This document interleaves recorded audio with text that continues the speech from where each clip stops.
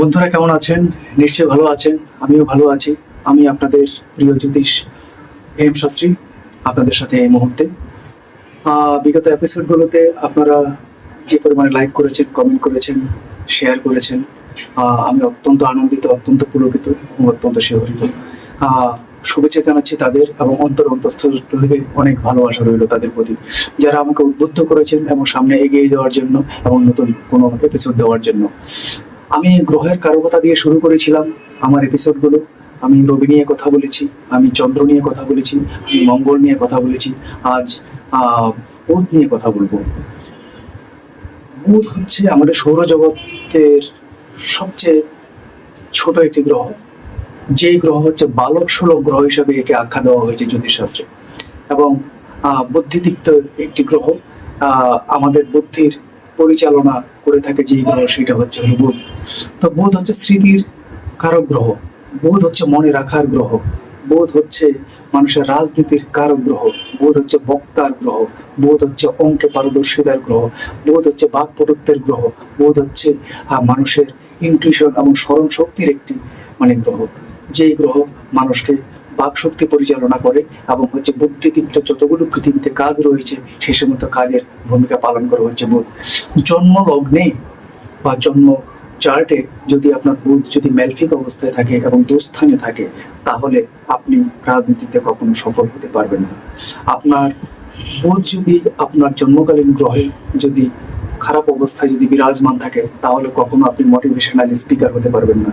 বুধ যদি খারাপ অবস্থায় থাকে, বুদ্ধিবৃত্তীয় কাজে আপনার বারবারে বাধাগ্রস্ততা হবে। আপনার বুধ যদি খারাপ অবস্থায় থাকে, তাহলে আপনার ব্যবসা বাণিজ্য কখনো ভালো জায়গায় যাবে না। বুধ যদি খারাপ অবস্থায় থাকে, তাহলে আপনার মানসিক অস্থিরতা আপনার লাইফে সবসময় বিরাজ করবে। বুধ যদি খারাপ অবস্থায় থাকে, আপনার স্মৃতিশক্তির ঘাটতি আপনার ভিতরে দেখা দেবে। বুধ যদি খারাপ অবস্থায় থাকে, আপনি অঙ্কে দক্ষ হতে পারবেন না। বুধ যদি খারাপ অবস্থায় থাকে, আপনার নিউরোলজিক্যাল প্রবলেম হওয়ার সম্ভাবনা থাকবে।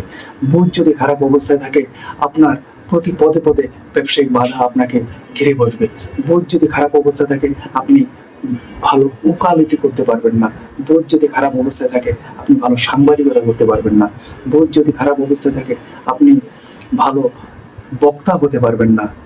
তো সবকিছু মিলে আমাদের বুদ্ধিভিত্তিক যে সমস্ত বিষয়গুলো নিয়ে আমরা কথা বলি বা কাজ করি, এবং সূক্ষ্ম থেকে সূক্ষ্মতর যে সমস্ত বুদ্ধি বা চেতনার যে সমস্ত বুদ্ধি, সমস্ত সবকিছু আমাদের বুধ গ্রহ আমাদেরকে ডমিনেট করে থাকে। তো রবি আমাদের সমগ্র শরীর এবং আত্মসত্তাকে দেখে, এবং চন্দ্র আমাদের মানসিকতার জায়গাটাকে দেখে, এবং মঙ্গল আমাদের হচ্ছে ভাইয়ের জায়গাটাকে দেখে, এবং বুধ হচ্ছে আমাদের বুদ্ধিবৃত্তীয় বিষয়গুলোকে ডমিনেট করতে সহযোগিতা করে। তো বুধ যাদের প্রবলেম রয়েছে, তাদের নিউরোলজিক্যাল প্রবলেম হওয়ার সম্ভাবনা থাকে। বুধ যাদের প্রবলেম রয়েছে, তাদের হচ্ছে মৃগী হওয়ার সম্ভাবনা রয়েছে। বুধ যাদের জন্মকালীন ছকে প্রবলেম থাকে, তাদের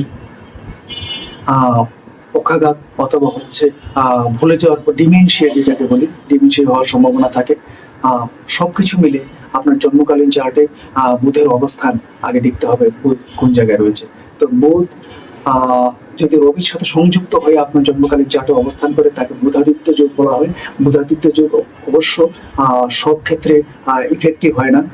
মেষ লগ্নে বুধাদিত্য যোগ খুব ইফেক্টিভ হয়, মিথুন লগ্নে বুধাদিত্য যোগ খুব ইফেক্টিভ হয়, কন্যা লগ্নে বুধাদিত্য যোগ খুব ইফেক্টিভ হয়, সিংহ লগ্নে তাদের ইনটিউশন পাওয়ার যথেষ্ট থাকে এবং তারা যথেষ্ট বুদ্ধিমান থাকে।